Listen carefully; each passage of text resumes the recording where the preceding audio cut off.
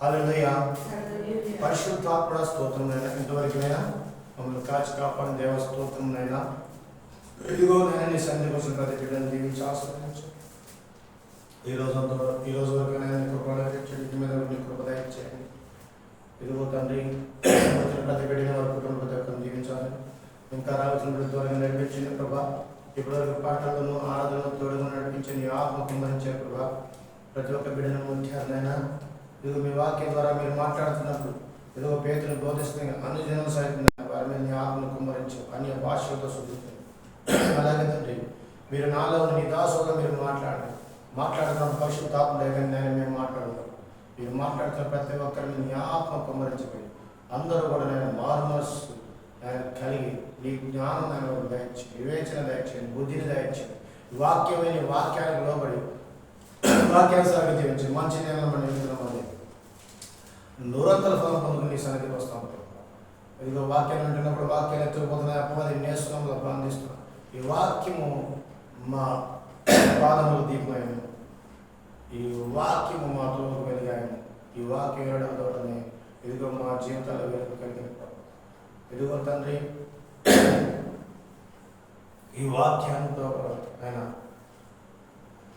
ఈ వాక్యం ద్వారా ఆయన మాతో మాట్లాడి ఆయన మా జ్ఞానాన్ని తెలియజేసి ఈ వాక్యానుసారంగా జీవించి ఇప్పుడు అనుగ్రహించింది. యేసునామమున తండ్రి ఆమేన్.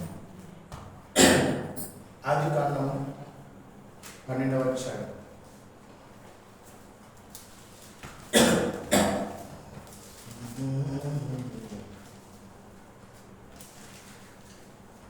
ఒకటి 2 వచనం.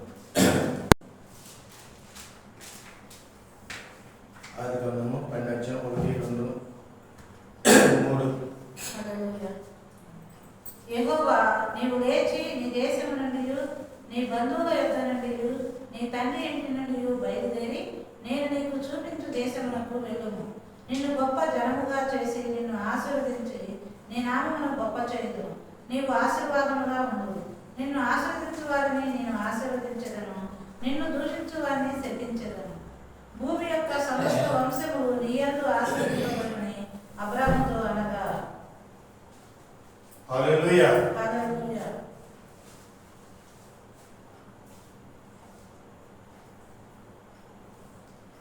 ఈ రాత్రికాల సమయంలో మనతో పరిశుద్ధాత్ముడు మాట్లాడుతున్నాడు. ఎవరు మాట్లాడుతున్నారు? మనతో పరిశుద్ధాత్మ మాట్లాడుతున్నారు. అయితే ఈరోజు దేవుడు మనతో మాట్లాడుతున్న మాట ఏందనగా, మనం ప్రతిరోజు ఏమంటున్నామంటే దేవుడు మనతో మాట్లాడాలని కోరుకుంటాం. ప్రతిరోజు మాట్లాడుకుంటే ఏంటంటే మిమ్మల్ని నేను రక్షణలోకి తీసుకొచ్చింది పరలోక రాజ్యం చేర్చుకోలేదు అంటే నా ప్రేమను మిమ్మల్ని ప్రేమించాలని చెప్తున్నారు కదా, ఆ ప్రేమను కనపరచుకోవడానికి వచ్చాను. దానితో పాటు మీరు నాతో నిబంధన చేసుకొని మీరు సమర్పణ చేసుకుంటే కానీ మీరు ఆ రాజ్యాన్ని చేరుకోగలుగుతారు. పరిశుద్ధంగాను నిర్దోషంగా జీవించితే కానీ మీరు అందరితో సమాధానం ఉంటేనే కానీ నా ఆజ్ఞలు లోబడి ఉంటేనే మీరు పరలోక రాజ్యం చేరుతారు. కాబట్టి మీరందరూ కూడా నిబంధన చేసుకోండి, సమర్పణ చేసుకోండి అని దేవుడు మాట్లాడుతున్నాడు. అలాగే దేవుడు ఇంకా కొన్ని విషయాలు ఈరోజు మనతో మాట్లాడుతున్నాడు. అంటే దేవుడు శిష్యుల్ని ఏర్పరచుకున్నప్పుడు అంటే ప్రతి ఒక్కరిని ఆయన పిలుస్తాడు.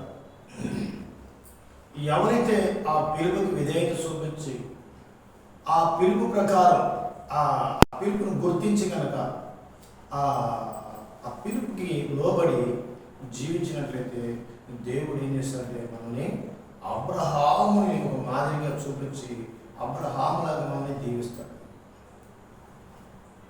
అందుకే అబ్రహాం అన్నాడు యెహోవా అన్నాడు, యెహోవా నీవు లేచి నీ దేశం నుండి చదువు. నీవు లేచి నీ దేశం నుండి నీ బంధువుల యొక్క నుండి నీ తండ్రి ఇంటి నుండి బయలుదేరి నేను నీకు చూపించు దేశమునకు వెళ్ళుము. గొప్ప జనముగా చేసి నిన్ను ఆశీర్వదించి నీ నామమును గొప్ప చేయదు. నీవు ఆశీర్వాదంగా ఉండు. నిన్ను ఆశీర్వదించు వారిని ఆశీర్వదించదను, నిన్ను దూషించు వారిని శపించదను. భూమి యొక్క సమస్త వంశములు నీ యందు ఆశీర్వదింపబడునని అబ్రాహాముతో అనగా, యెహోవా అతనితో చెప్పిన ప్రకారము అబ్రాహాము వెళ్ళెను. లోతు అతనితో కూడా వెళ్ళెను. అబ్రాహాము హారాను నుండి బయలుదేరినప్పుడు 75 ఏళ్ల ఈడు గలవాడు. చాలు. దేవుడంట అబ్రహాముని పిలిచాడు. అబ్రహాముని పిలిచాడు. తన స్వరము డైరెక్ట్గా ఎక్కడ కనిపించాడు. ఎందుకంటే తన స్వరము వినిపించాడు. చాలా మంది అంటారు, నాకు దేవుడు కనపడాలి, దేవుడు కనపడాలి అంటే, దేవుడు కనపడాలంటే మామూలు పరిశుద్ధత ఉండాలి, నీతి ఉండాలి, సత్యం ఉండాలి. ఇవి లేకుండా దేవుడు కనపడుతుంది. మరి ఎలాగే అంటే ఆయనంట ఈ భూమి మీదకి ఫస్ట్ తన స్వరం వినిపించాడు. వినిపించి ఆ స్వరం ద్వారా మనుషుల్ని పిలవడం మొదలుపెట్టాడు. కొంతకాలం తర్వాత ప్రవక్తలు ఏర్పరచుకున్నాడు.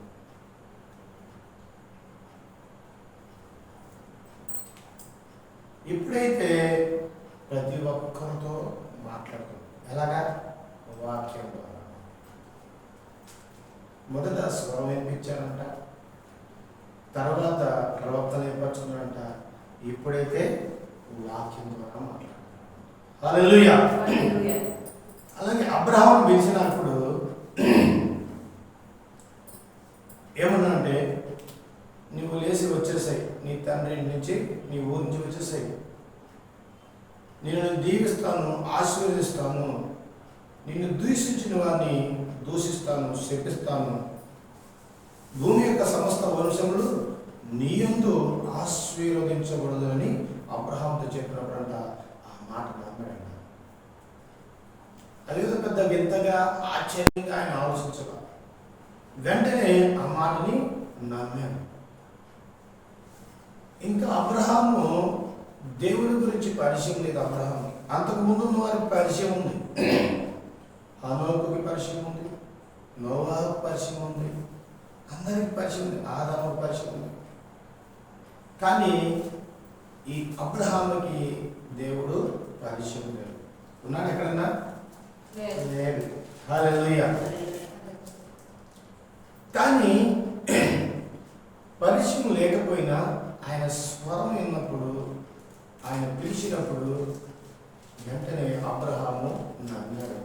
నమ్మి ఆ మాట కొరకు ఆయన ఇంటిని విడిచి తన భార్యని, తన ఇంకోరు అన్న కుమారుడైన వాళ్ళ కుటుంబ సభ్యులు తీసుకుని అయినా బయలుదేరి వచ్చారు.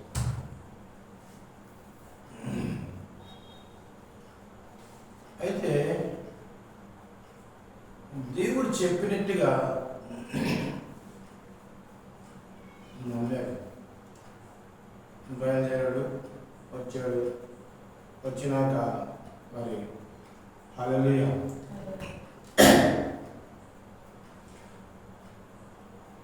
పదమూడవ అధ్యాయం 15-16. ఎందుకనగా నీవు చూచుచున్న ఈ దేశమంతటిని నీకును నీ సంతానమునకును సదాకాలము ఇచ్చేదను. మరియు నీ సంతానము భూమి మీద ఉండు రేణువుల వలె విస్తరింపజేసేదను. ఎట్లనగా ఒకడు భూమి మీద నుండి రేణువులను లెక్కింపగలిగిన ఎడల నీ సంతానమును కూడా లెక్కింపవచ్చును. హల్లెలూయా. ఎందుకంటే ఆ మాట అన్నాడు. మొట్టమొదటి ఏమన్నాడు ఆయన? 4వ వచనం అన్నాడు. నేను 3వ వచనం అన్నాడంట 12:3 నిన్ను దూషించి వచ్చిన భూమి యొక్క సమస్త వంశములను ఆశీర్వదించబడి. కానీ ఆయనకి పిల్లలే లేరు. కానీ ప్రభు ఏమంటున్నాడంట, నీ వంశములు సమస్త వంశము నీ ద్వారా ఆశీర్వదిస్తాను. హల్లెలూయా. కానీ ఇక్కడేమంటాడంటే ఇసుక ఎలాగైతే ఉందో అలాగా మీ సంతానం విస్తరించబడుతుంది అని చెప్తున్నాడు. నమ్మేది అది కూడా. హల్లెలూయా. తర్వాత మాట్లాడుకుందాం ఏంటి దాని గురించి అని చెప్తారు. 15వ అధ్యాయం 1-2. ఇవి జరిగిన తరువాత యెహోవా వాక్యము అబ్రహామునకు దర్శనమందు వచ్చి, అబ్రామా, భయపడకుము, నేను నీకు కేడెము, నీ బహుమానము అత్యధిక బహులని చెప్పాను. అందుకు అబ్రాము, ప్రభువైన యెహోవా, నాకేమి ఇచ్చిననేమి? నేను సంతానము లేనివాడినై పోచున్నానే. దమస్కులో ఎలియేజరే నా ఇంటి ఆస్తి కర్తయ్యను కదా. మరియు అబ్రాము, ఇదిగో నీవు నాకు సంతానం ఇయ్యలేదు కనుక నా పరివారంలో ఒకడు నాకు వారసుడగునని చెప్పగా, యెహోవా వాక్యము అతని వద్దకు వచ్చి, ఇతడు నీకు వారసుడు కాడు, నీ గర్భవాసములో పుట్టబోచున్నవాడు నీకు వారసుడగునని చెప్పాను. మరియు ఆయన వెలుపలికి అతన్ని తీసుకొని వచ్చి, నీవు ఆకాశం వైపు తేరి చూచి నక్షత్రమును లెక్కించుటకు నీ చేతనైతే లెక్కించమని చెప్పి, నీ సంతానము అలాగవునని చెప్పాను. అతడు యెహోవాను నమ్మాను, ఆయన అది అతనికి నీతిగా ఎంచాను. ఆయన అది అతనికి నీతిగా ఎంచాను. దేవుడంట అబ్రహాముని నమ్మాడు. హల్లెలూయా. హల్లెలూయా. ఎప్పుడైతే నమ్మాడో తన ఎవరో కూడా ఆయనకు తెలియదు. ఆయన ప్రతిసారి చెప్తున్నప్పుడల్లా ఆయన మాట ప్రకారం ఆయన వెళ్తూ ఉన్నాడు. అందుకని అన్నాడు, నువ్వు నమ్మావు కాబట్టి నేను నీతిమంతుడిగా నేను లెక్కించేస్తాను. హల్లెలూయా. నమ్ముట నీ వల్లైతే కొత్త నిబంధన మత్తయి సువార్తలో చెప్పినప్పుడు, నమ్ముట నీ వల్లైతే నమ్ము వారికి సమస్తము సాధ్యము.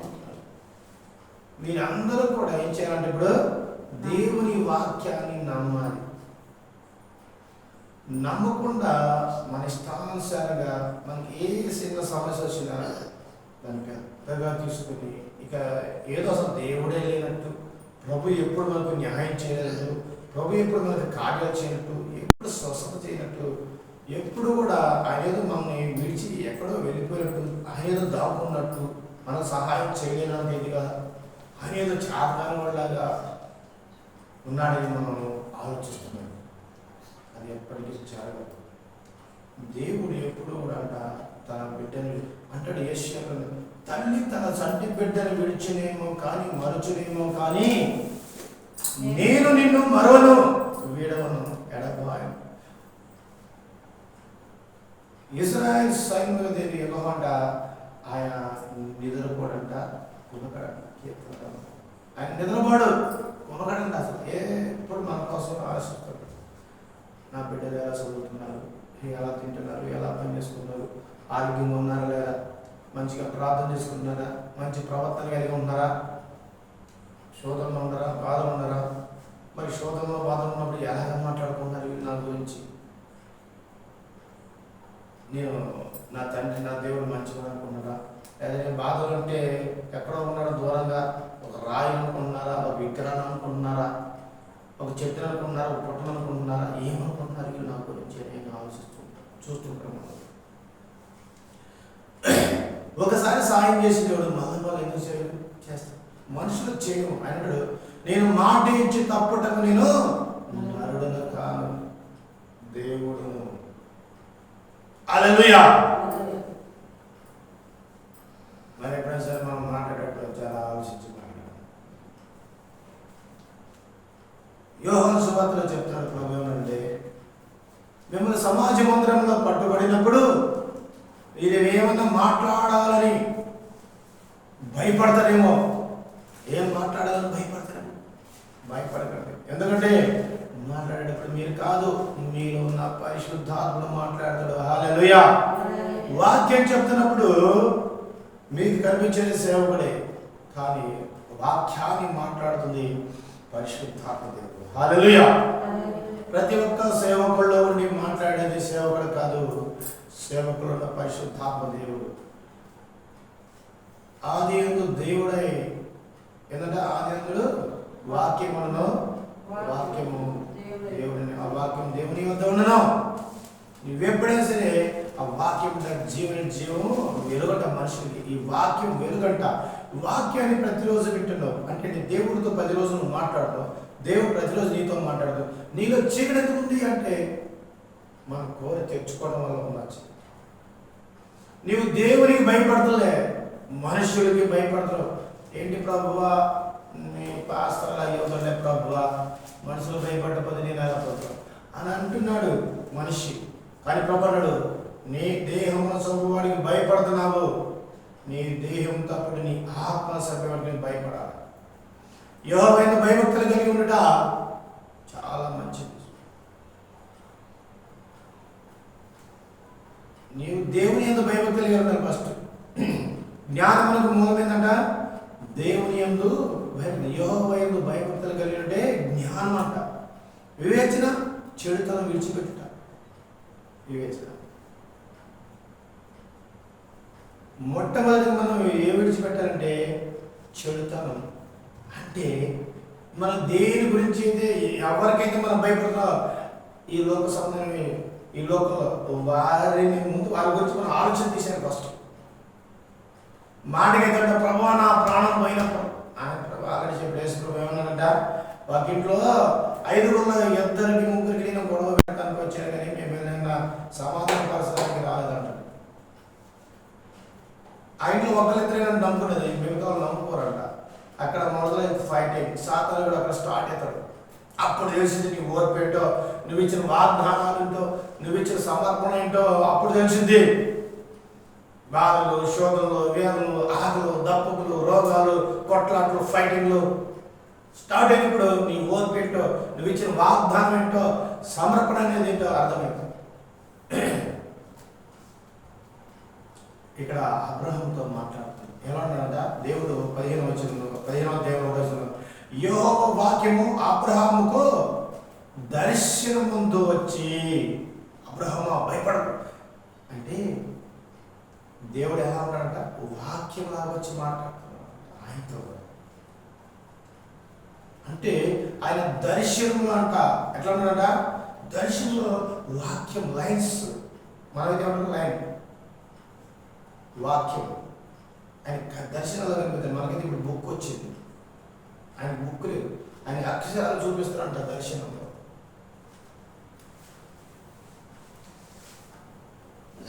నువ్వు భయపడకు, నీకు నేను ఉన్నాను. నువ్వు భయపడదు. ఎందుకు భయపడుతున్నావు? నేను ఉన్నానని చెప్తాను, ఎందుకు భయపడదు? ఏం చేస్తావు ప్రభావ? నువ్వేం పిల్లలు ఇస్తాను, నువ్వేం పిల్లలు ఆశీర్వదిస్తాను, ఆస్తి ఇస్తావు, అంత ఇస్తాను, నాకు పిల్లలు ఎదురుగా ఇదిగో నా పెద్ద పాలన ఎన్ని చేసారు నీకు వాడికి తప్ప ఆశివుడు నువ్వు అంత ఇచ్చి నేను చేసుకోలేను. నువ్వు నీ గొప్పదేక నువ్వు చెప్పి నన్ను నమ్మి వచ్చివి, నువ్వు నమ్మి నువ్వు వచ్చావు కదా, ఇంకెందుకు నువ్వు మళ్ళీ అక్కడ సంబోధిస్తున్నావు? ఎందుకు నువ్వు మళ్ళీ అక్కడ సందేహిస్తున్నావు? ఎందుకు నీకు మళ్ళీ అక్కడ డౌట్? నీ బాధను తీరుతానని చెప్పినప్పుడు నువ్వు నమ్మాలి కదా. అన్ని విడిచి వచ్చి చిన్న విషయంలో అదే అవుతా కాదని డౌట్ ఎందుకు నీకు? ఆ డౌట్ ఉండొద్దు. కర్రతో కొట్టినా నీవు మెట్ల మీద కింద పడినా, నీ కాలు వాసినా ఇరిగిపోయినా యేసు నామములో స్వస్థత కలుగుతుంది. ఆమేన్. దాని టాబ్లెట్ అవసరం లేదు. ఎందుకు చెప్పనా? విశ్వాస సహితమైన ప్రార్థన రోగిని స్వస్థపరుస్తుంది. నీలో విశ్వాసం ఉండాలి, ప్రార్థన చేసేవాళ్ళు విశ్వాసం ఉండాలి. నీలో విశ్వాసం ఉండాలి, ప్రార్థన చేసేవాళ్ళు అభిషేకం ఉండాలి. అంటే ఆ ప్రార్థన చేసే వ్యక్తిలో అంటే ఆ సేవకుల్లో పరిశుద్ధత ఉండాలి, పవిత్రత ఉండాలి, వేషధారణ ఉండకూడదు, కపటం ఉండకూడదు. యథార్థమైన జీవితం జీవించినప్పుడు దేవుడు ఆ సేవకుని అభిషేకిస్తాడు. అతను వచ్చి నీ చెవి పెట్టాల్సిన అవసరం లేదు, పలుకుతాడంతే. యేసు రక్తం వేస్తున్న నొప్పి మీద, నీ గాయం మీద యేసు రక్తం వేస్తున్నా, ఇప్పుడు యేసు రక్తం స్వస్థత కలుగునిగా కానీ స్వస్థత. మొన్న ఈ మధ్య కాలంలో ఒక అతను మేస్త్రి బిల్డింగ్ నుంచి పడ్డాడు. మనసు ఇక్కడికి చర్చికి వస్తాడు, బిల్డింగ్ నుంచి పడ్డాడు. పెడితే ఆ ఆయన కాలు ఎంతలా వాసింది. ఏ కాలది ఎడమ కాలు కుడి కాలు ఏదో కాలే వాసింది. ఈ మెడలకు ఈ భుజం కొంచెం కీలు లూజ్ అయిపోయింది. నడుములు అసలు లేకపోతుంది. వాళ్ళ భార్య పట్టుకుంది. నాకు ఫోన్ చేసి మేము వెళ్ళేసరికి వాళ్ళ భార్య సేమ్ మంగళవారం 4 వారాల క్రితం మంగళవారం అది కూడా సేమ్ ఇదే రోజు ఫోన్ చేస్తే మేము కూరగాయలకి వెళ్ళి వస్తాము అని చెప్పి వచ్చాము. వచ్చి వాళ్ళ ఇంటికి వెళ్ళినాక కూరగాయలు తీసుకుని అట్టే వెళ్ళాము. వెళ్ళేసరికి ఆమె పట్టుకొని బాత్రూమ్ తీసుకుని వస్తాం. ఏమైందంటే బిల్డింగ్ నుంచి పడ్డారు, ముగ్గురు పడ్డారు. ఒక అతను బొమ్మలకి వెళ్ళాడు, ఇంకొక అతను లైట్ దెబ్బతిని నాకైతే ఇదిగో ఈ కాలు ఇట్లా ఉంది, నన్ను అడుగు భుజాలు ఇట్లా అని చెప్పి సరేని ఆ ప్రార్థన చేసిన నూనె తీసుకుని ఆ కాలు మీద వేసాను. వేసినప్పుడు అమ్మ కొంచెం వృద్ధమ్మ మీ భర్తగా నా వృద్ధిని మంచిగా. తర్వాత నేను మాట్లాడుతూ ఉన్నా, ప్రార్థన చేస్తూ ఉన్నా. వాళ్ళేమో ఆశపడుతున్నారు, పాస్ గారు ప్రార్థన చేస్తారేమో అని ఆశపడుతున్నారు. పాపం నేను ప్రార్థన చేస్తానని నేను కూడా కూర్చున్నా. కానీ మాట్లాడుతున్నాను ఆ కాలు ఏమైందట, ఎంతలో ఉన్న కాలు ఉంది మళ్ళీ ఎప్పటిలాగే అయింది. ఎంత టైంలో? 5 నిమిషాల్లో. ఎలా అయిందంటే వారు ఫోన్ చేసి వారు ఆ బాధలో విశ్వాసంతో ఫోన్ చేశారు. పాస్టర్ గారు రాండి అని ప్రార్థన చేశారంటే దేవుడు స్వస్థత చేస్తారని వారు నమ్మారు. కాబట్టి నన్ను పిలిచారు, నేను వెళ్ళాను. నేను నూనె పోసి మాట్లాడుతున్నాగానే వారికి ఆ స్వస్థత వచ్చేసి కాలు వాపిన తర్వాత ఇంత తగ్గిపోయిన సాధ వస్తుంది. భుజాల నొప్పులు సర్దుకున్నాయి, నడుము నొప్పులు సర్దుకున్నాయి.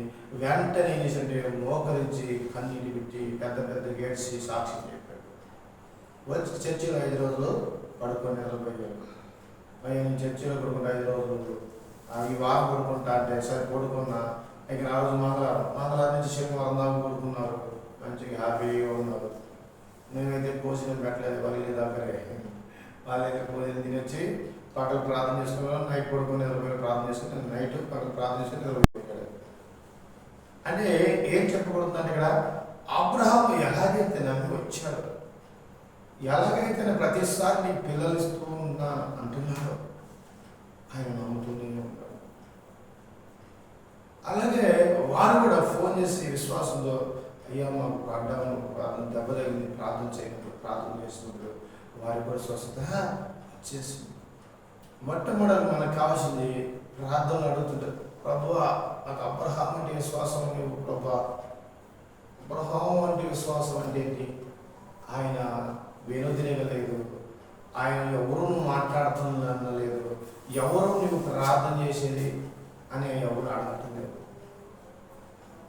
నువ్వు ప్రార్థన చేసి తగ్గుతా, నువ్వు దేవుడువా అని ఎవరు అంటలేదు. అబ్రహాం కూడా అడగలా, నువ్వు ఎవరు నాతో మాట్లాడుతున్నావు, నువ్వు దేవుడు అని నా గ్యారెంటీ ఏంటి, నువ్వు దేవుడు నా గ్యారెంటీ ఒకసారి కనపడు అన్న అబ్రహాం. కాబట్టి దేవుడు ఆయన ఆశీర్వదించాడు. అందుకే అన్నాడు ఒకసారి ఏమన్నాడంటే ఆయన ఇస్కరేణుల వల్ల నీ సంతాన్ని ఇప్పుడు ఏమన్నాడంట ఆకాశము నక్షత్రం లెక్కించి నీ చేతనైతే లెక్కించమని చెప్పి నీ సంతానము హల్లెలూయా. మన అందరం కూడా ఇప్పుడు ఎవరంటే 12వ అధ్యాయంలో భూమి యొక్క సమస్త వంశములు ఇప్పుడు అబ్రహాం ద్వారా ఆశీర్వదిస్తుంది. ఇప్పుడు మన అబ్రహాం సంతానం. హల్లెలూయా. ఆయన నమ్మాడు కాబట్టి ప్రతి విషయాన్ని నీతిగా ఎంచబడ్డాడు. అతను నీతి ముందర తీర్చేసాడు, నీతి ముందర సర్టిఫికేట్ ఇచ్చేసాడు. అలాంటి సర్టిఫికేట్లు మనం పొందుకోవాలి. అబ్రహాం విశ్వాసంతో పాటు ఊరికే అన్నింటిని విడిచిపెట్టి దేవునికి సమర్పించుకున్నాడు, తను సమర్పించేసుకున్నాడు. మనలా కాదు. ఇక్కడ ఇంకొక ఆమె ఉంది, హాగరు. ఆదికాండము 16వ అధ్యాయము తీసారా? 6 నుంచి చదువు. అందుకు అబ్రాము ఇదిగో నీ దాసి నీ చేతిలో ఉన్నది, నీ మనసు వచ్చినట్లు దాన్ని చేయమని శారాయితో చెప్పాను. శారాయి దాని శ్రమ పెట్టినందున ఆమె యొద్ద నుండి అది పారిపోగా యెహోవా దూత అరణ్యంలో నీటి కుక్క యొద్ద అనగా షూరు మార్గంలో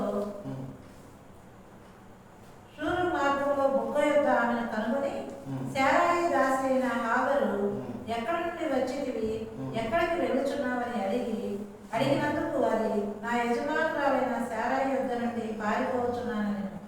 అప్పుడు యెహోవా దూత, నీ యజమానురాలి యొద్దకు తిరిగి వెళ్ళి ఆమె చేతి క్రింద అణిగి ఉండమని దానితో చెప్పాను. మరియు యెహోవా దూత, నీ సంతానమును నిశ్చయముగా విస్తరింపజేసేదను, అది లెక్కింప వీలు లేనంతగా విస్తారమవునని దానితో చెప్పాను. మరియు యెహోవా దూత, ఇదిగో యెహోవా నీ మొరను వినెను, నీవు గర్భవతివై ఉన్నావు, నీవు కుమారుని కని అతనికి ఇస్మాయేలు అని పేరు పెట్టుదువు. అతడు అడవిగాడి వంటి మనుషుడు, అతని చెయ్యి అందరి చేతులు అతనికి విరోధముగా ఉండును. అతడు తన సహోదరుడు అందరి ఎదుట నివసించునని దానితో చెప్పగా, అది చూచుచున్న దేవుడు నీవే అను పేరుతో తనతో మాట్లాడిన యెహోవాకు పెట్టెను. అంటే ఏంటంటే ఆమె నమ్మేసింది. యెహోవా దూత చేసిందా, నువ్వు ఏం చేస్తున్నావు, వెళ్ళు ఇంటికి వెళ్ళి. ఆమె అయ్యో నన్ను సారా ఏం చేసింది, సారా ఏం చేసింది, బాధ పెట్టింది. అయ్యో నన్ను సారా వెళ్ళిపోతుంది, నన్ను బాధ పెడుతుంది. ఆలోచనలో సారా దాన్ని శ్రమ పెట్టిన ఆమె అతన్ని పారిపోయింది. శ్రమ తట్టుకోలే పారిపోయింది.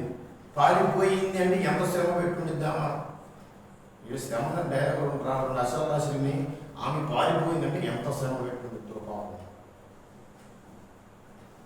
కానీ అక్కడ యెహోవా దేవత ఏమనుకుంటే, నువ్వు తిరిగి వెళ్ళు అని ఆమె తిరిగి ఆమె కూడా నమ్మింది. హల్లెలూయా. అంటే ఇక్కడ ఏం చెప్పబడుతుందంటే, దేవుని నమ్మాలి, విశ్వాసం పెట్టాలి, డౌట్స్ ఉండకూడదు. నీ యేసు ప్రభువుని నమ్మేవా, నీ డౌట్స్ ఉండదు. నువ్వు డౌట్స్ ఉంటే నువ్వు ఏ యేసు ప్రభువును నమ్మలేదని. అంటే ఏంటి, వేషధారి అని. అంటే ఏదో నీ అవసరానికి వచ్చి మనకి వచ్చి ప్రార్థనని ఏమన్నా స్వస్థత విడుదల కాయో గర్భంలో ఏదో ఒకటి ఇస్తే గౌరవ ప్రభావం అవి ఎట్లోకి ఇస్తాడు దేవుడు. కానీ నువ్వు వాటి కోసం నువ్వు ప్రయత్నించినట్టయితే నువ్వు విశ్వాసంలో లేనట్టు, నువ్వు నమ్మకం లేనట్టు, నీలో నమ్మకత్వం లేనట్టు. ప్రార్థనలో ప్రభువా నేను అలా ప్రార్థన చేస్తాను, నేను ఎలా విశ్వాసం నేను చెప్పుకోవడం కాదు. హల్లెలూయా. మన నమ్మకంగా విశ్వాసంగా ఉండాలి. 18వ అధ్యాయం ఆదికాండం 17వ వచనం. అప్పుడు యెహోవా, నేను చేయబో కార్యము అబ్రహామునకు దాచదనా, అబ్రహాము నిశ్చయముగా బలముగల గొప్ప జనమగును, అతని మూలముగా భూమిలోని సమస్త జనములను ఆశీర్వదించబడును. చూడు ఎంత నమ్మకం సంపాదించుకున్నాడు. అన్నాడు, అబ్రహమా నేను ఏదైనా చెయ్యాలనుకుంటే నీకు చెప్పకుండా నేను ఎలా చెప్తాను, నీకు దాచిపెట్టాను. నేను చేసేది ఏదైతే ఉందో అది నీకు ఎందుకు దాచిపెట్టాను, నేను అన్ని విషయాలు నీతో చెప్తాను. అంటే దేవుడు అబ్రహాముతో అన్ని విషయాలు మాట్లాడుతానంటే అంత నమ్మకం సంపాదించుకున్నాడు. హల్లెలూయా. ఎందుకు అబ్రహాము ఎందుకు నమ్మాడంటే దేవుడు ప్రతి మాటని అబ్రహాము విశ్వాసంతో చేస్తున్నాడు, విశ్వాసంతో లోబడుతున్నాడు. హల్లెలూయా. విశ్వాసంతో లోబడుతున్నాడు. 21వ అధ్యాయము ఆదికాండము 1 నుంచి 2. యెహోవా తాను చెప్పిన ప్రకారము శారాను దర్శించెను. యెహోవా తానిచ్చిన మాట చొప్పున శారాను గురించి చేశాను. ఎట్లనగా దేవుడు అబ్రహాముతో చెప్పిన నిర్ణయ కాలంలో శారా గర్భవతి అయి అతని ముసలితనమందు అతనికి కుమారుని కనెను. అప్పుడు అబ్రహాము తనకు పుట్టిన వాడును, తనకు శారా కనిన వాడైన తన కుమారునికి ఇస్సాకు అని పేరు పెట్టాడు. ఆమేన్. హల్లెలూయా. ఇక్కడ ఏం చేశాడంటే ఆయన చెప్పండి, అబ్రహాముకి ఇచ్చిన ఏదైతే ప్రవచనం ఉందో చెప్పాడు, నేను ఆ రోజు నీకు ఇస్తానని చెప్పాను కదా, ఆ రోజు చెప్పాడు కదా, ఇక్కడ ఆయన ఇచ్చేసేసాడు. దేవుడు ఏదైతే చెప్పాడో అది జరిగిందా లేదా అంటే అంత టైం వెయిట్ చేయాలి. లేట్ అవుతుంది కొంచెం, ఒక్కోసారి స్వస్థత లేట్ అవుతుంది, ఒక్కోసారి భయములు చాకులు లేట్ అవుతాయి, ఒక్కోసారి గర్భాలు లేట్ అవుతాయి, ఒక్కోసారి మనం చేసే పనులు కొంచెం లాస్ వస్తుంది, కానీ తర్వాత దేవుడు దాన్ని ఇంకో దగ్గర దాని లాస్ని పూర్తి చేస్తాడు. అంటే మనకు ఆదాయం వచ్చేలాగా ఇంకో కార్యం చేస్తాడు. ఎందుకయ్యా ఇక్కడ లాస్ వచ్చినాక అక్కడ ఎందుకు డబ్బులు ఇస్తాడంటే, నువ్వు ఇక్కడ లాస్ పోతేనే ఆయన మహిమని, ఆయన ఆశీర్వాదాన్ని చూడకపోతాడు. డబుల్ ప్రమోషన్, డబుల్ ఇస్తాడు అక్కడ. నువ్వు ఇక్కడ ఏదైతే నువ్వు అయ్యో నేను ఎంత కష్టపడితే అదంతా పోయింది, నా కష్టం అంతా పోయింది, నువ్వు ఇక్కడ కన్నీరు చూసినప్పుడు దేవుడు వేస్తుంది దాన్ని ఇంకో రీతిగా నీకు రెండంతలు దయచేస్తాడు. నువ్వు ఆరోగ్యం పాడు చేసుకున్నావా, రెండంతల ఆశీర్వాదం, అంటే నీకు రెండంతలుగా దేవుడు పరలోక రాజ్యపడితో దానికి బదులుగా ఆయన నిలిచిపోయి ఒక గొప్ప మహిమిస్తాడు. నువ్వు ఓర్చుకోవాలి. వెంటనే ఇంకా స్వస్థత, ఇది కర్రతో కొట్టాడా, రాడుతో కొట్టాడా, మిల్లింగ్ వేసి పడ్డామా కాదు. ఎందుకు స్వస్థత లేట్ అయింది?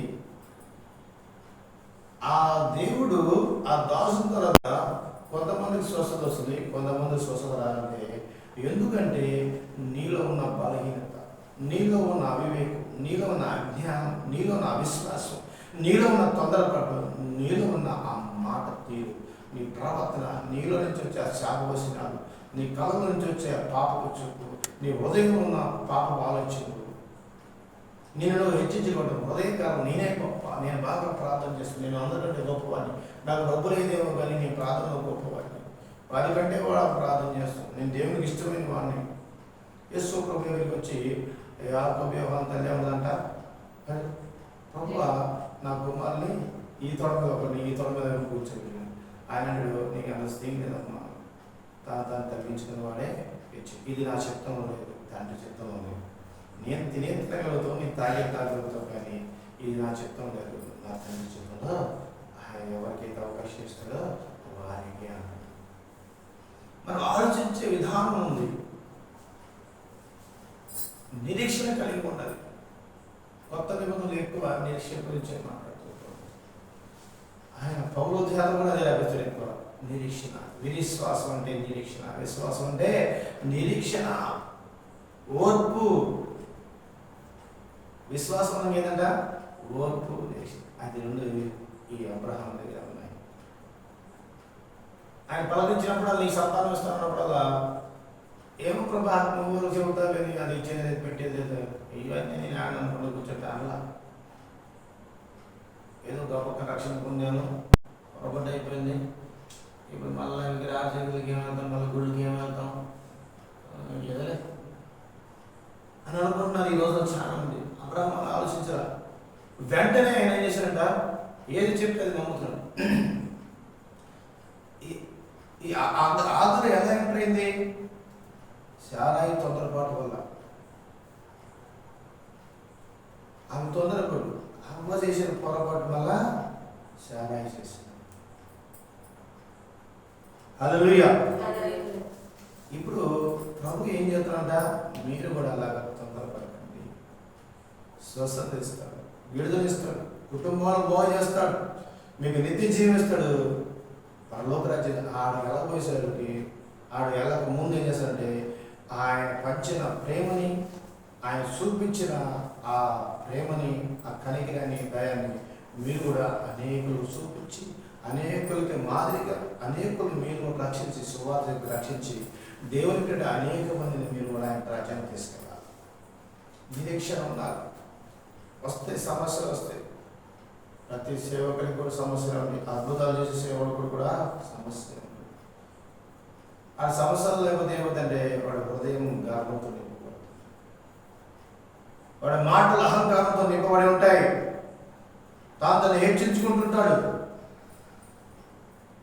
పౌలు అంటాడు, ప్రభు ఏమంటాడంట, ఏం పర్లేదు ప్రభులా ఉంచుకో, అది ఉంటే నీకు మంచిదే, ఏం కలుపు నా ప్రభు ఏం కలుపు అన్నాడు. ఆ విషయం, ఆ మర్మం ప్రభువుకే తెలుసు. ఎందుకన్నాడో ప్రభువుకు తెలుసు. ఆయన ప్రభు అందరూ నన్ను తాగి సంవత్సరాలు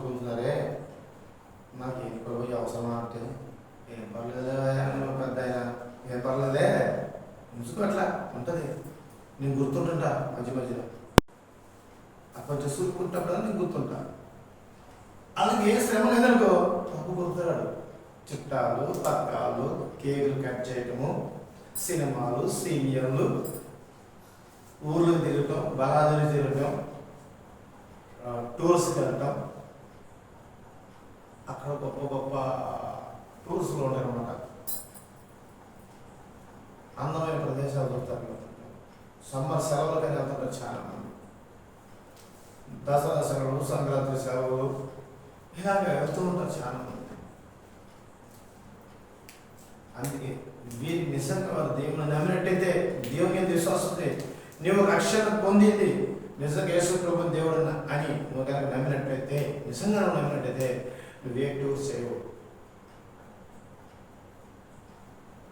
కొంతమందికి నచ్చదు, ఈ చర్చలు చాలా మందికి నచ్చదు ఈ వాక్యం. వ్యతిరేకించిన వాళ్ళందరూ అట్లాగే ఉన్నారు. నమ్మి ఏమైనా నమ్మి దాన్ని పొందుకున్న వాళ్ళు చాలా గొప్పలేదు. నమ్మనంతే గుడ్డితనంగా, అబ్రహాము గుడ్డితనంగా నమ్మాడంతే. గుడ్డి విశ్వాసం ఉంటారు. లోకంలో అంటారు, అరే ఏందిరా ఆయన ఏముందిరా, చండాలం ఉంది, నల్లగా ఉంది, కర్రీగా ఉంది, అమ్మాయి వాడిందమ్మా అట్లా ఉన్నాడు, నల్లగా ఉన్నాడు, కర్రీ కడుగు రాస్తూ నా కళ్ళతో చూడండి మీరు మీకు తెలుసుకుంటారు. లోక ప్రేమ అలా ఉంటుంది. లోక ప్రేమ అంత గుడ్డిగా ఉన్నప్పుడు మరి దేవుని ప్రేమని మనం ఎలా నమ్మాలి? మనం ఏమో గోదావరి చూస్తాం. చిన్న సమస్య అవసరం, అసలు దేవుడు ఉన్నాడంటారా? పొరపాటు రక్షణ పొందేమే అంటారు. దేవుడు ఉన్నారా? మా ఇంట్లో మా పిల్లకాయలు మారుతారు లేదు, మా భర్త మారుతాడు లేదు, మా భార్య మారుతాడు లేదు, మా చుట్టాలు పెళ్లి పిలిచేది ఎలా పోతే ఏమనుకుంటారేమో, రేపు మళ్ళీ నా కొడుకు పెళ్ళికి దారేమో, ఇప్పుడు అర్జెంటుగా నా కూతురికి పెళ్లి చేయాలి, మళ్ళీ ఇప్పుడు నా కూతురికి పెళ్లి చేస్తే మా చుట్టాలు రారేమో, ఇప్పుడు అర్జెంటుగా బాప్టిషన్ తీసుకున్నాను అనుకో, మా అమ్మాయి పెళ్లి చేయాలంటే బొట్టు పెట్టాలి, జనానికి ఇవ్వాలి, గుడి గారు పెళ్లి చేయాలంటే మన బాప్టిషన్ తీసుకుంటే కుదరదు కదా. అంటే వీళ్ళ దృష్టికి యేసు ప్రభువు చేత కాదు, ఆయన దేవుడు కాదు. వీరంట మత్తయి సువార్తలో చెప్తున్న విధంగా వీరు పెదవుతో శుద్ధిస్తున్నారు, వీరి హృదయాన్ని దూరంగా ఉంచుతున్నారు. వీళ్ళు కళ్ళతో చూస్తున్నారంట, కానీ హృదయాన్ని కఠినపరుచుకున్నారంట. స్వస్థత పొందకుంటున్నట్లు వాళ్ళ హృదయాన్ని చేశారంట, ప్రవీణదై ఉన్నదంట, చెవులు మందగిలి ఉన్నాయంట, కళ్ళు గుడ్డితనం నింపబడి ఉన్నాయంట. ఎప్పుడైతే నువ్వు యేసు క్రీస్తు ప్రభువుని నమ్మి విశ్వసించి, నీ హృదయంలో విశ్వసించి నువ్వు రక్షణ పొందుతున్నావో నువ్వంతే. ఆయన వాక్యంలో ఏం చెప్తే అది వినాల్సింది అంతే. కొంతమంది ప్రకటనలు ఉంటాయి, వాళ్ళ ఆంక్షలు పెట్టరు. ఎందుకంటే ఆంక్షలు పెట్టినప్పుడు వారు కొంతమంది రారు సన్నిధికి. అదే తిమోతి పత్రికలు రాశారు. ఏమనంట? అనుకూలమైన బోధ, అనుకూలమైన బోధకులను ఏర్పరచుకున్నారు కొంతమంది బోధకులైన అనుకూలమైన విశ్వాసం ఏర్పరచుకుంటారు కొంతమంది. దానివల్ల ఉపయోగం ఏం లేదు, పరలోక రాజ్యం ఏముండదు. ఎప్పుడైతే ఈ వాక్యం మాట్లాడుతున్నప్పుడు రోషం వస్తుందో, కోపం వస్తుందో, అప్పుడే మనం నిజంగా యేసయ్యని నమ్మినాం. కోపం రోషం వస్తే నమ్మినట్టేనంటే అంటే ఆ రోషము పవిత్రతకి గుర్తు. పవిత్రంగా బతకాలి, రోషంగా బతకాలి. చూడు ఈ వాక్యం అంటే దేవుడు ఎలా మాట్లాడుతున్నాడు చూడు, ఎక్కడికి అన్నింటినీ నిషేధిస్తున్నాడు దేవుడు. కొంతమంది దేవుడు నిషేధించడానికి నీకు చెప్పాడు అన్నాడు. నీవు ఆత్మతో నింపబడాలి. కొరింథీ పత్రికలో పౌలు రాశాడు 2:14 ప్రకృతి సంబంధమైన వాడికి దేవుని విషయంలో, ఆత్మ విషయంలో అర్థం కాదంటే వారికి వెరితనంగా ఉంటుంది.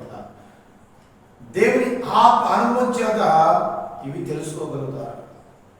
ఎవరైతే దేవుని ఆత్మతో నింపబడుతుంటారో ఈ వాక్యం చెప్పినప్పుడు అర్థమవుతుంది.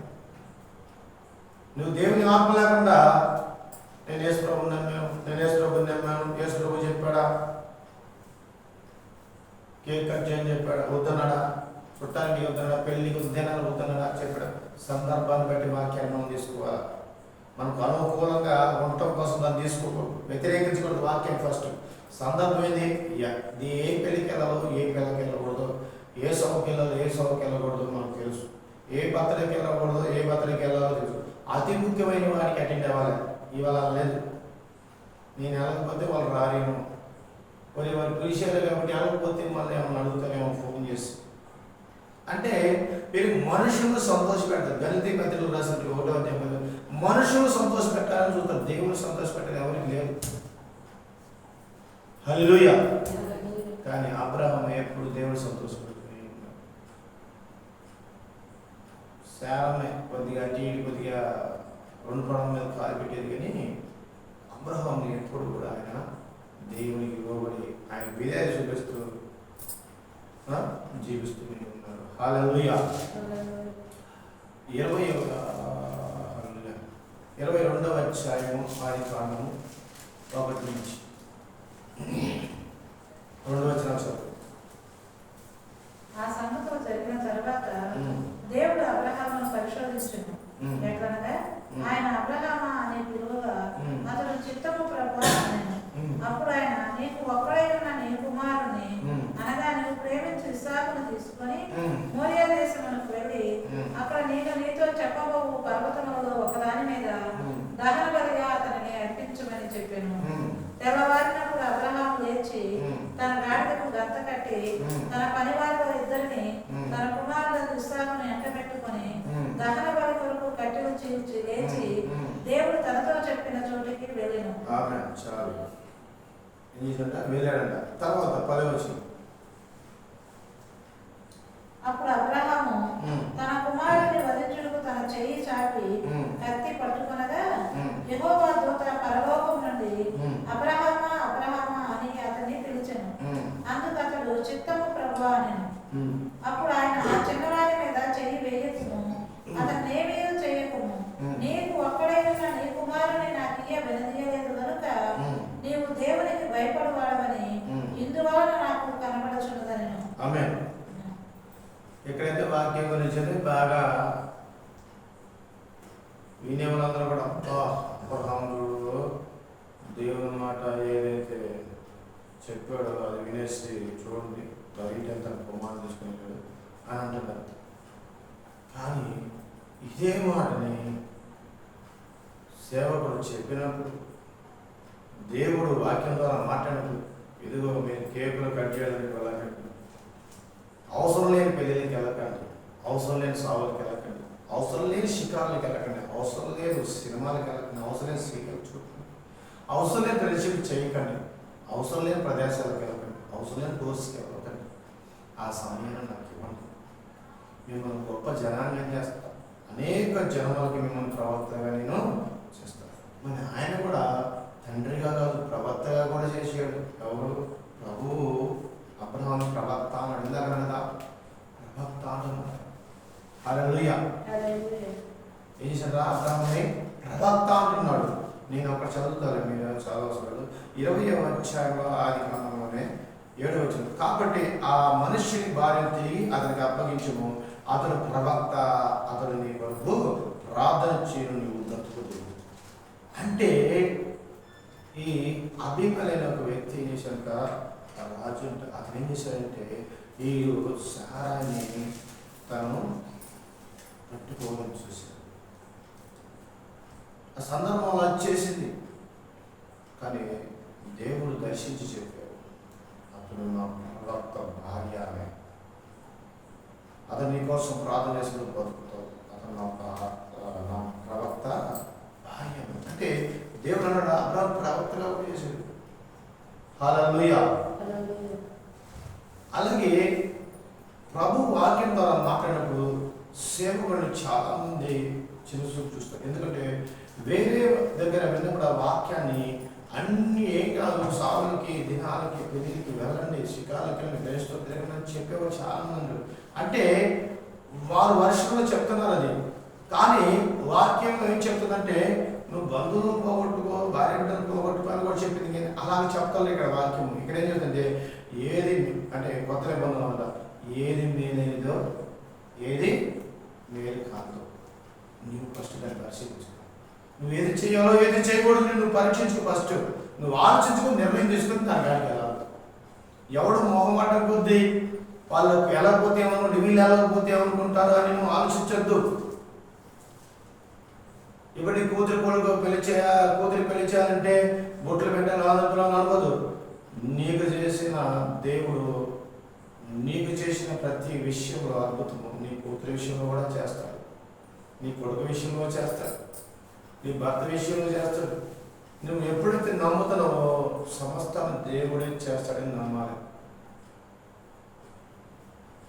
నమ్మాలంటే అబ్రహాంలాగా మనం అన్నిటినీ సమర్పించుకోవాలి.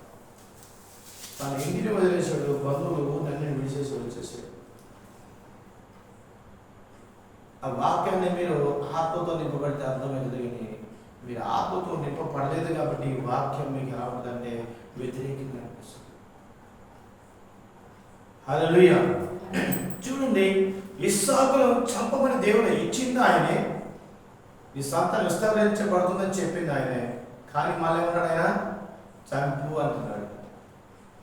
సరే ఆయన వెళ్ళేసి సంపడానికి అడిగి చచ్చిపోయి చేయి పైకి అతని మళ్ళా ఆపు అంటున్నాడు. ఎందుకు తెలిసిన ఆయన ఇచ్చిన మాట నిష్ప్రయోజనం కాదు, వ్యర్థం కాకూడదని నీ విశ్వాసాన్ని ఆయన పరీక్షించాడు. ఆయన ఇచ్చిన మాటని నిలబెట్టుకున్నాడు. ఇస్సాకు ద్వారా దేవుని మాట నిలబెట్టుకున్నాడు. అలాగా దేవుడు చెప్పినందుకు, ఆ మాట ఆజ్ఞయించేందుకు, ఆర్డర్ ఇచ్చినందుకు ఆర్డర్ని ఆయన ఆర్డర్ని ఆయన తీసుకొని నమ్మి దాన్ని ఫాలో అయ్యి తన కుమారుని చంపడానికి కూడా ప్రయత్నం చేశాడు. కాబట్టి నిజంగా అతని విశ్వాసాన్ని దేవుడు బట్టి అతని నీతిమంతుడిగా ఇచ్చాడు. అతని విశ్వాసాన్ని గుర్తుంది. మరి మన విశ్వాసం ఎంతవరకు ఉంది? ప్రార్థన వరకే ఉందా? ప్రార్థనతో పాటు జీవితం ఉందా? జీవితంతో పాటు మరి అనేకుల కోసం మన జీవితమే కదా, అనేక జీవితాలను బాగు చేయడానికి, అనేక మంది జీవితాలు బాగు చేయడానికి, అనేక ఆత్మలు రక్షించడానికి అబ్రహాముకి ఇచ్చినట్టు దేవుడు మనకెందుకు గీడు వాగ్దానం, అబ్రహాముకి ఇచ్చిన ప్రవచనం మనకెందుకు గీడు దేవుడు అంటే, చాలా మంది ప్రవచనం అంటే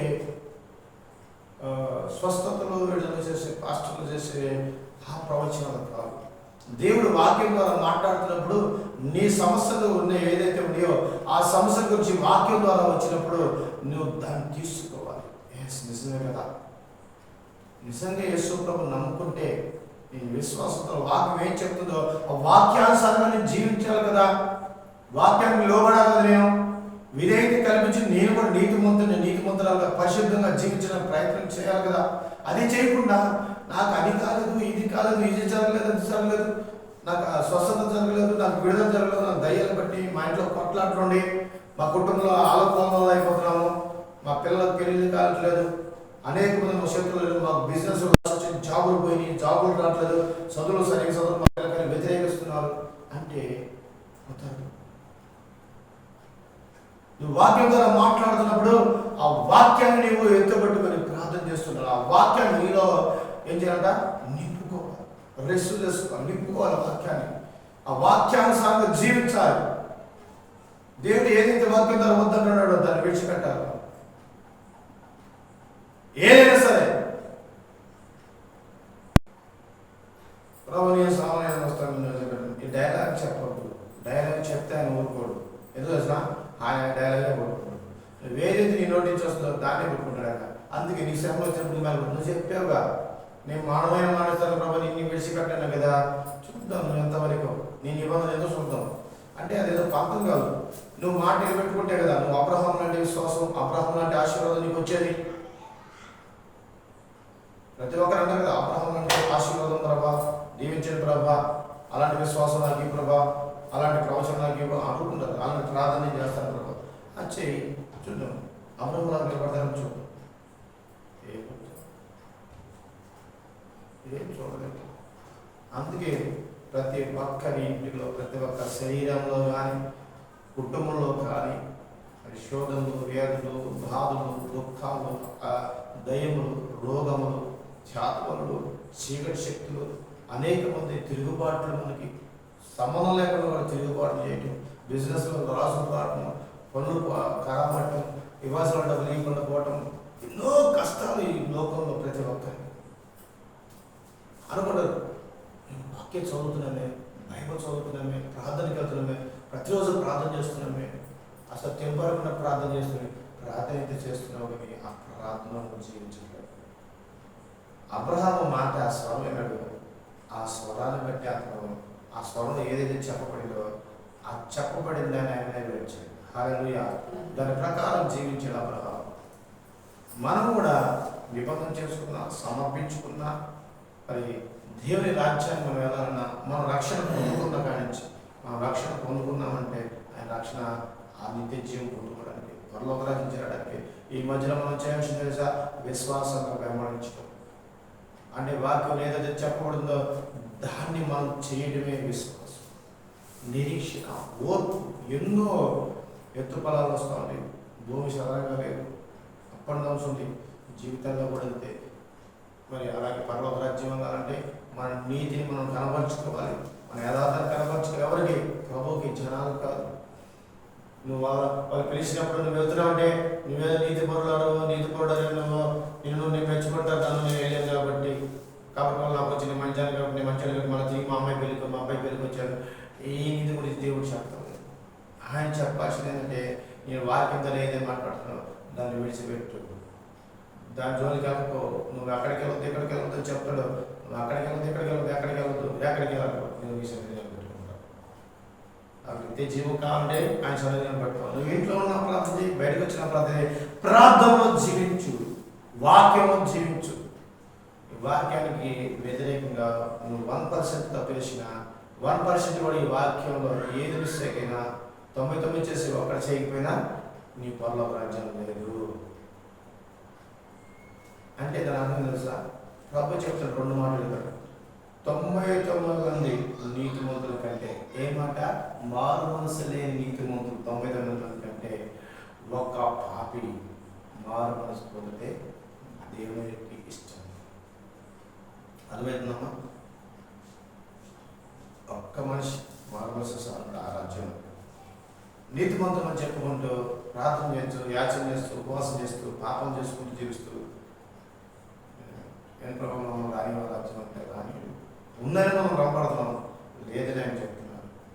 ఇంకో విషయం అంట, ఇవన్నీ మనం వాక్యానుసారంగా అన్నింటిలో జీవించి ఒక్కటి మిస్ అయినా ఏంటంటే ఆయన అంటున్నాడు, నా ఆజ్ఞ అతిక్రమించడమే పాప.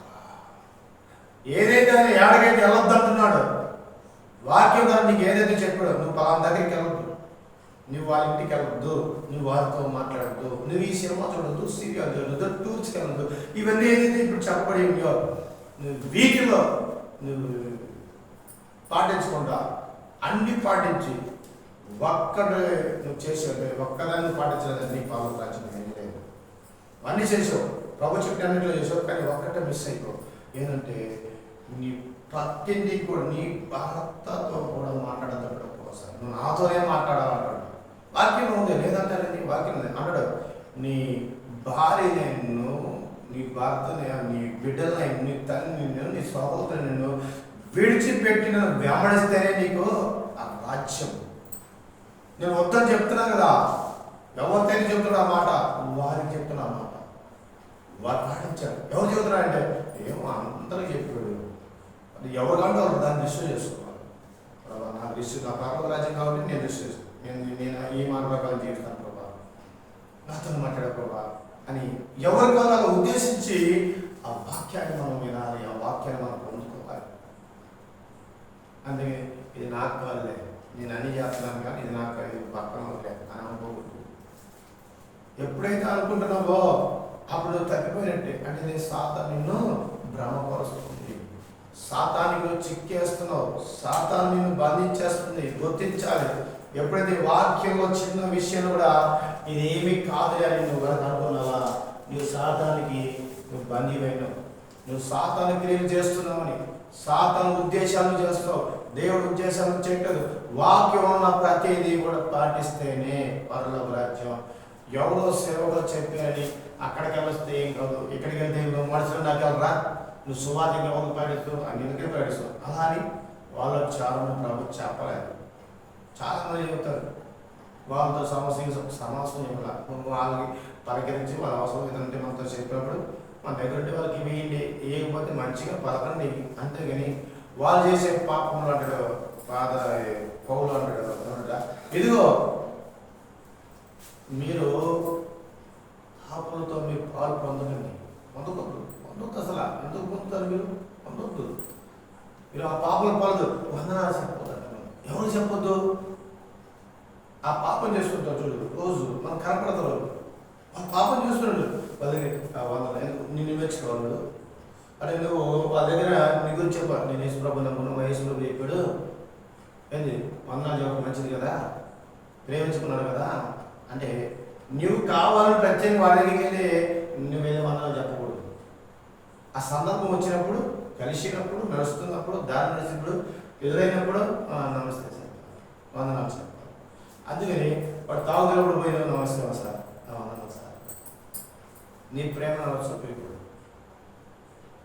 తాగేటప్పుడు, కొట్లాడుకునేటప్పుడు, విరోధంగా నడిచేటప్పుడు వందనాలు చెప్పకూడదు. వాడికి కొద్దిగా మండుతుంది, వాడిని వాడు పిలుతాడు, ఏం కదా కూర్చోసేపు కూర్చో అని. నువ్వు తాగు పక్కనే కూర్చోండి. పక్కన కూర్చున్నప్పుడు ఉంటాడా సాతాను, ఏం కాదు కొంచెం వేసుకో, కొంచెం వేసుకో, ఏం కాదు నిమిషం పదిదంతే. సాతాను అడిగి నచ్చుకుంటాడు, ఏం కాదు చేతులకు ఒక మాట, చేతులే ఒక మాట భార్యతో చెప్తుంది, భర్తతో చెప్తుంది, ఏ చేతులు ఒక మాట, ఒక మాట ఏమైంది ఇది అడ్డుపోయి ఇటుపోయి చిలికి చిలికి సాగుతుంది కదా, గాలి అనేదంట.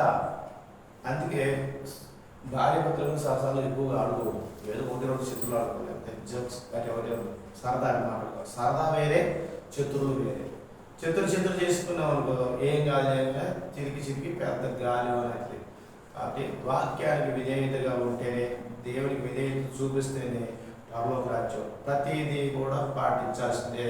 ఒకటి పాటించి ఒకటి పాటించకపోతే పరలోక రాజ్యం లేదు. ప్రభువే చెబుతాడు, ఏం చెప్పారంట, నీతి మందులను చెప్పుకుంటున్న 99 మంది కంటే ఒక పాపి మారు మనసు కావాలంటాడు. ఒకడు లోకం అంతా సంపాదించుకున్నాడు, కానీ దాన్ని విడిచిపెట్టి అందరి బెస్ట్ అనుకున్నావు, ఉపయోగం దేవుడు చెప్పాలి బెస్ట్ అని. నువ్వు అందరి దగ్గర మెప్పు పొందావు, మేలు పొందావు, అందరికి సహాయం చేశారు, కానీ దేవుడు ఏదో ఒకటి అంటున్నాడు నేను. ఆ ఒకటి ఏంటంటే మనం గుర్తించాలి. ఏంటంటే వాళ్ళకి మనం చేస్తున్న పోతే మనం గర్వం రాకూడదు, అహంకారం రాకూడదు, నేను గొప్ప అనే విషయాన్ని మర్చిపోవాలి. సాదాసీదా ఉండాలి, ప్రేమతో పంచాలి, ఏది పంచిన ప్రేమతో మాట్లాడాలి. భార్య భర్తలకు గొడవలు వస్తాయి, గొడవ రావని కాదు.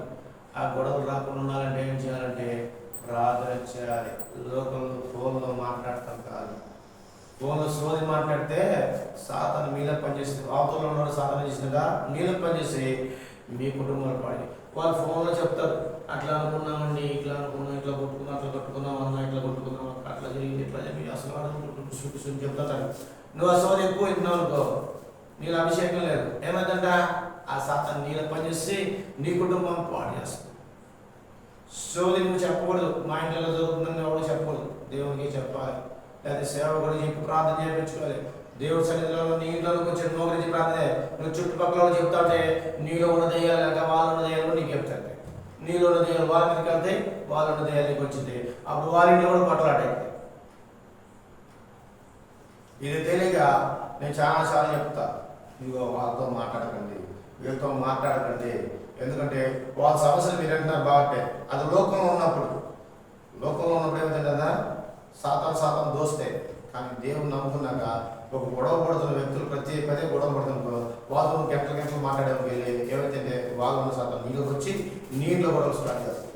అంటే చెప్పకూడదు, ఒకటి రెండు చెప్పాలా, మనకు అర్థమైంది, మన మాట వింటారో ఎందుకో అర్థమైంది.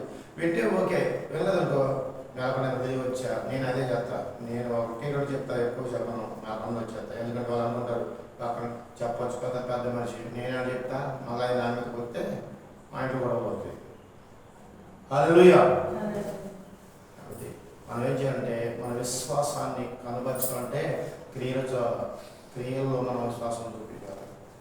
ప్రార్థనలో, మన నడకలో, ప్రవర్తనలో, మాటలో, మన హృదయంలో, మన మనస్సులో, మన తలంపులో, మన చూపులో అంత పవిత్రత ఉండాలి.